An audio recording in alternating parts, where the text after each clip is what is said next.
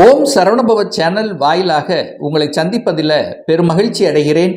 இன்றைய பதிவு தை மாத ராசி பலன்கள். முதலில் இந்த தை மாதத்துக்குரிய கிரக நிலைகளை நம்ம பார்க்கலாம். அதன்படி பார்க்கும்போது இந்த தை மாதத்தின் முதல் நாளே மனோகாரகனான சந்திரன் விருச்சிக மனையில் உட்கார்ந்திருக்கு. இந்த தை மாதம் முழுவதும் சூரிய பகவான் மகரத்தில் அமர்ந்திருக்கார். சனி பகவான் மீனத்திலும் குரு பகவான் மிதுனத்தில் வக்ரம் பெற்று அமர்ந்திருக்கு. சுக்கிர பகவான் பார்த்தீங்கன்னா இந்த தை மாதம் 23ஆம் தேதி அன்று மகரத்திலிருந்து கும்பமனைக்கு பெயர்ச்சியாகிறது. அதே போல செவ்வாய் பகவானானது இந்த தை மாதம் 20ஆம் தேதி, அதாவது பிப்ரவரி மாதம் 3ஆம் தேதி மகரத்திலிருந்து கும்பத்துக்கு இடம்பெயர்கிறது. ராகு பகவான் கும்பத்திலும் கேது பகவான் சிம்ம மனையில் அமர்ந்திருக்காங்க. ஸோ இந்த கிரக அமைப்புகளை வைத்துக்கொண்டு இந்த தை மாதம் என்ன மாதிரியான பலன்கள், சாதகம் என்ன, பாதகம் என்ன, எதை செய்யலாம், எதை செய்யக்கூடாது, என்ன மாதிரியான தெய்வ வழிபாடு இந்த தை மாதம் உகந்தது என்பதை பற்றி இந்த பதிவில் நம்ம டீட்டெயிலாக பார்க்க போகிறோம். அதற்கு முன்னால் நம்முடைய சேனலை நீங்கள் ஃபர்ஸ்ட் டைம் பார்ப்பவர்கள் என்றால் மறக்காம சப்ஸ்கிரைப் பண்ணிக்கிங்க. மிதுன ராசி அன்பர்களே, தை மாத பலனை பார்க்கும் பொழுது உங்கள் ராசியில் குரு பகவான் உட்கார்ந்துருக்கார். ஒரு நல்லவன் உட்கார்ந்துருக்கார். அந்த குருங்கிறது 7ஆம் அதிபதி. அந்த 7ஆம் அதிபதியான குரு பகவான் உங்கள் ராசியில் இருக்கிறது சிறப்பு. ஸோ எவ்வளவு பெரிய பிரச்சனை இருந்தாலும் அந்த குரு உங்கள் ராசியில் இருக்கிறதுனால நிச்சயமாக அதற்கு ஒரு சொல்யூஷன் உண்டு அப்படிங்கிறத மைண்டில் வச்சுக்கோங்க. பெரிய மனிதர்களின் ஆதரவுங்கிறது நிச்சயமாக உண்டு. கடவுளினுடைய அனுகிரகம் உங்களுக்கு கிடைக்கப்பெறும். குல தெய்வத்தின் ஆதரவு உண்டு. ஆனால் ராசிநாதன் போய் 8ல் உட்கார்ந்துருக்கார். 4 கிரகங்கள் 8ல் இருக்கு. நெகட்டிவ், அதாவது வலி, வேதனை, துக்கம், துயரம் என்று சொல்லக்கூடிய இடத்துல 4 கிரகம் உங்கள் லக்னாதிபதி உட்பட. அப்போ 4 கிரகங்கள் இருக்கிறதுனால என்னென்ன, ஹெல்த்துக்கு இம்பார்ட்டன்ஸ் கொடுக்கணுங்கிறத ஞாபகத்தில் வச்சுக்கோங்க. இந்த வம்பு வழக்கு, கோர்ட்டு கேஸ், நெகட்டிவ் விஷயத்துக்குள்ளே போயிடக்கூடாது இந்த மிதுன ராசி அன்பர்கள். ஏன்னா நீங்கள் போய் 8ஆம் இடத்துல உட்கார்ந்துருக்கீங்கிறத மைண்டில் வச்சாலே போதும். அந்த 8ஆம் இடம் என்பது ஏதாவது ஒரு உபத்திரத்தை கொடுக்கக்கூடிய அமைப்பு. நீங்கள் நல்லதே சொன்னாலும் ஏதாவது எதிர்வினை ஆற்றக்கூடிய தன்மை இருக்கிறதுனால கொஞ்சம் ஒரு பொறுமை, நிதானம் அப்படிங்கிறது ரொம்ப ரொம்ப அவசியம் இந்த மிதுன ராசி அன்பர்களுக்கு. பொருளாதாரம் சார்ந்த விஷயங்கள் எப்படி இருக்கும் அப்படின்னு கேட்டிங்கன்னா, நிச்சயமாக பொருளாதாரத்துக்கு எந்த தடையும் ஏற்படுத்த போவதில்லை. ராசியிலேயே பார்த்தீங்கன்னா குரு உட்கார்ந்துருக்கார்.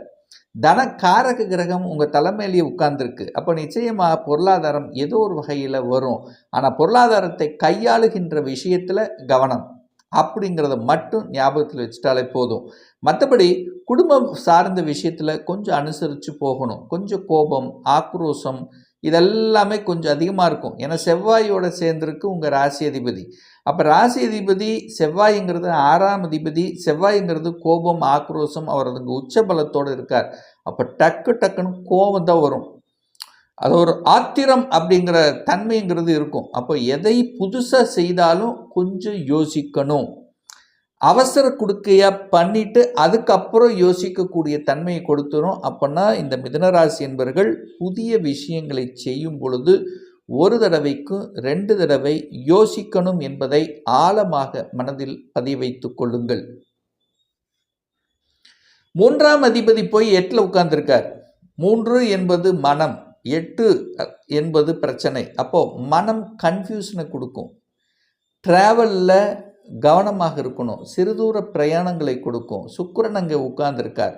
4ஆம் அதிபதி 8ல் இருக்குது. அப்போ கண்டிப்பாக இந்த மிதுனராசி என்பவர்கள் ட்ராவல் அப்படிங்கிறதுல இந்த வண்டி வாகனங்கள் ஓட்டுவது இதெல்லாம் கொஞ்சம் கண்ட்ரோல் இருக்கிறது நல்லது.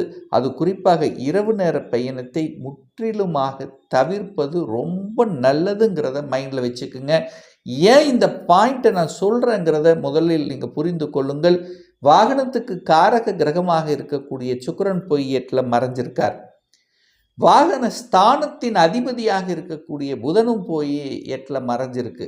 அப்போது ஸ்தான அதிபதியும் காரக கிரகமும் 8ல் இருக்கும் பொழுது வாகனம் சம்பந்தப்பட்ட அந்த இயக்குகின்ற விஷயத்தில் கொஞ்சம் எச்சரிக்கை உணர்வோடு இருக்கணும் என்பதை மனதில் ஆழமாக பதிய வைத்துக் கொள்ளுங்கள் இந்த மிதுன ராசி அன்பர்கள். 5ஆம் அதிபதி 8ல் உட்கார்ந்திருக்கார். அப்போ 5க்குரியவன் போய் 8ல் இருக்கும்போது காதலில் இருக்கின்றவர்கள் கரெக்டாக இருக்கணும். காதலில் பிரச்சனை உருவாக்கும். ஸோ இது எது வரைக்கும் அப்படின்னா இந்த தை மாதம் 23ஆம் தேதி வரைக்கும் 5-8 கனெக்ட் ஆகுது.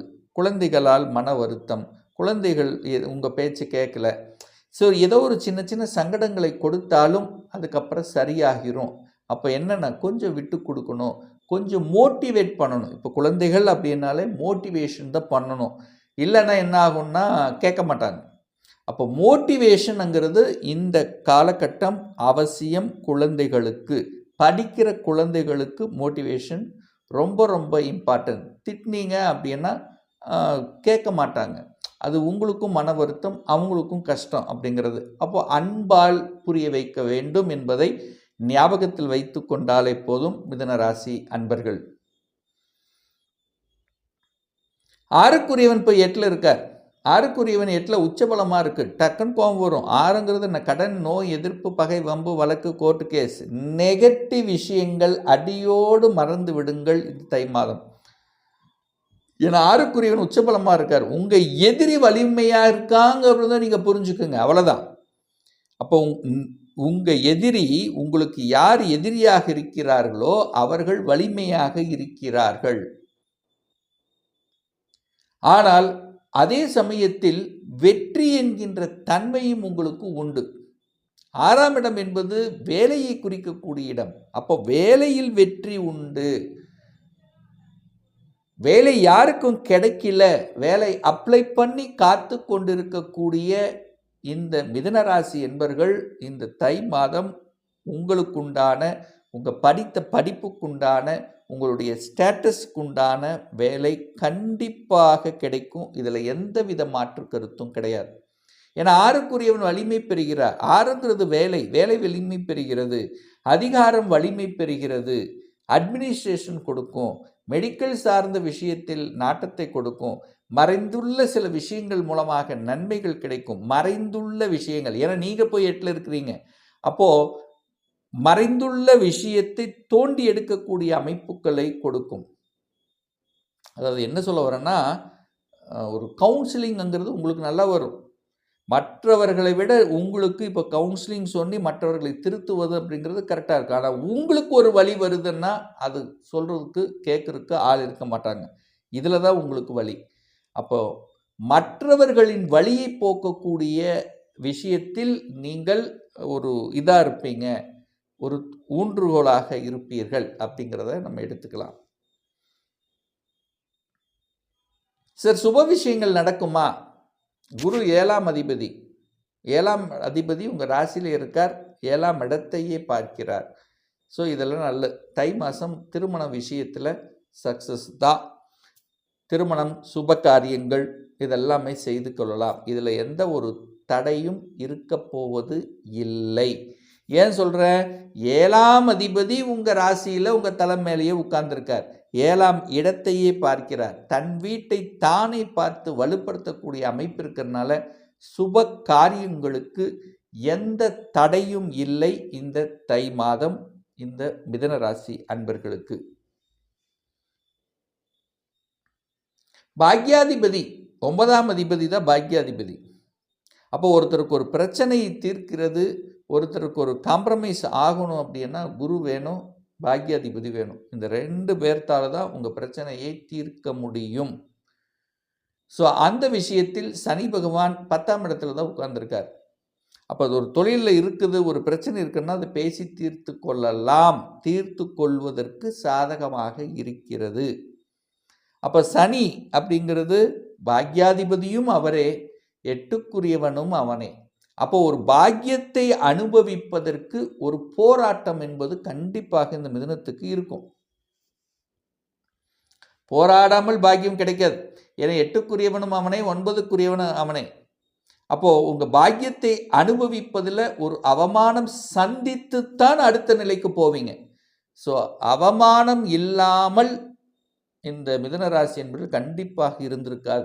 ஏதோ ஒரு அவமானப்பட்டு அதுக்கப்புறம் அடுத்த ஒரு பாக்கிய நிலைக்கு முதல்ல பிரச்சனை ஆயிடுச்சு சார், முதல்ல ஒரு அடிபட்டுது சார், அதுக்கப்புறம் நான் மேலே வந்துட்டேன் சார், கண்டிப்பாக சொல்லாமல் இருக்க முடியாது. ஒரு பாக்கியம் கிடைக்கணும் அப்படின்னா ஒரு வலியையும் ஒரு வேதனையும் ஒரு அவமானத்தையும் கண்டிப்பாக இந்த மிதுன ராசி என்பர்கள் சந்தித்து இருப்பீர்கள். இதில் எந்த மாற்று கருத்தும் கிடையாது. ஸோ இந்த தையினுடைய எண்டிலிருந்து வளர்ச்சி தான் அப்படின்னு சொல்ல வரேன். முதல்ல இந்த 4 கிரகங்கள் 8ல் இருக்கும் பொழுது கொஞ்சம் வலி கொடுக்குற மாதிரி கொடுக்கும், அப்புறம் அப்படி சரியாயிடும். ஆனால் குடும்ப விஷயத்தில் மட்டும், ஏன்னா இந்த 4 கிரகங்கள் நேர 2ஆம் இடத்தை பார்க்குது, குடும்பம், தனம், வாக்கு. அப்போது செவ்வாய் கோப கிரகம் அங்கே சூரியனோடு சேர்ந்திருக்கார், அப்படி தள்ளி பேசும். இந்த 2 கோபகிரகம் சேர்ந்திருந்தாலும் அந்த இடத்துல பளிச்சுன்னு விழுகும். இப்போ ஈகோவை குறைக்கணும். ஈகோ அப்படிங்கிறது முன்னாடி வந்து நிற்கும், அதை குறைத்து விட்டாலே போதும், மற்றபடி எந்த பிரச்சனையும் ஏற்படுத்த போவதில்லை. ஒரு நல்ல தெய்வ வழிபாடு இந்த தை மாதம் அப்படின்னு எடுத்துக்கிட்டா, தை மாதம் 11ஆம் தேதி, ஜனவரி மாதம் 25ஆம் தேதி ஞாயிற்றுக்கிழமை அன்று சூரிய பகவானுடைய ஜெயந்தி வருகிறது.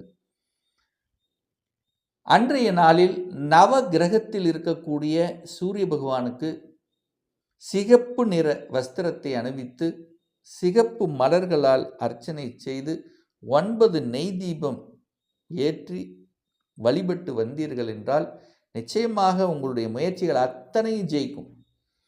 சரி, இது யாரெல்லாம் பண்ணலாம்? இந்த மிதுனராசி அன்பர்கள் யாருக்கெல்லாம் சூரியனுடைய புத்தி நடந்து கொண்டிருக்கிறதோ, யாருக்கெல்லாம் தகப்பனுக்கு தொந்தரவு அல்லது தகப்பனால் தொந்தரவு, அல்லது தகப்பனுடைய சொத்துக்கள் சார்ந்த விஷயத்தில் பிரச்சனை, கவர்மெண்ட் எக்ஸாம் எழுதி கரெக்டாக வெற்றி பெற முடியல, யாருக்கெல்லாம் எனக்கு அதிகாரம் வேணும், ப்ரமோஷன் வேணும் அப்படின்னு நினைத்து கொண்டிருக்கக்கூடிய அத்துணை மிதுனராசி என்பவர்கள் இன்றைய நாளை நீங்கள் யூஸ் பண்ணிக்கலாம். இந்த வழிபாடு எடுத்துக்கொண்டால் நிச்சயமாக நல்லது நடக்குங்கிறதுல எந்தவித மாற்று கருத்தும் கிடையாது. இன்னும் ஒரு துல்லிய பலன் வேணும். இந்த 2026ல் சொந்த தொழில் செய்வதற்குண்டான கொடுப்பினை, விதி கொடுப்பினை இருக்கா? அப்படி இருக்கக்கூடிய பட்சத்தில் எப்போ நம்ம சொந்த தொழில் ஆரம்பிக்கலாம்? திருமணம் தடைப்பட்டு கொண்டே இருக்கு, எப்போதான் சார் திருமணம் நடக்கும்? எப்போ நான் வீடு கட்டுவேன்? எனக்கு எப்போ ப்ரமோஷன் கிடைக்கும்? எந்த கோர்ஸ் எடுத்து படித்தா நம்மளுடைய ஃப்யூச்சர் நன்றாக இருக்கும்? எப்போ குழந்தை பாக்கியம் கிடைக்கும்? இது போன்ற கேள்விகளுக்கு துல்லியமான பதிலை நம்மால் கூற முடியும். ஒரு பர்சனல் கன்சல்டேஷன் எடுத்துக்கணும், சுய ஜாதகம் பார்க்கணும் என்று விருப்பப்படக்கூடிய அன்பர்கள் டிஸ்பிளே தெரியக்கூடிய நம்பருக்கு வாட்ஸ்அப் மூலியமாகவோ ஃபோன் கால் மூலியமாகவோ தொடர்பு கொண்டு நேரடியாகவோ அல்லது ஆன்லைன் மூலியமாகவோ கன்சல்டேஷன் எடுத்துக்கலாம். நம்மளுடைய அலுவலகம் கோயம்புத்தூரில் அமைந்துள்ளது. அதாவது கோயம்புத்தூர்லிருந்து மேட்டுப்பாளையம் செல்லும் வழியில் வெள்ளக்கிணர் பிரிவு, அதாவது அன்னபூர்ணா ஹோட்டலுக்கு அருகாமையில் அமைந்துள்ளது. பிரியர் அப்பாயின்மெண்ட் வாங்கிட்டு நேரடியாக கன்சல்டேஷன் எடுத்துக்கலாம். நிச்சயமாக இந்த பதிவு ஏதாவது ஒரு ரூபத்தில் உங்களுக்கு யூஸ்ஃபுல்லாக இருக்குங்கிறதுல எந்தவித மாற்று கருத்தும் கிடையாது. மீண்டும் ஒரு நல்ல பதிவில் உங்களை சந்திக்கும் வரை உங்களிடமிருந்து விடைபெறுவது உங்கள் அஸ்ட்ராலஜர் டாக்டர் சதீஷ்.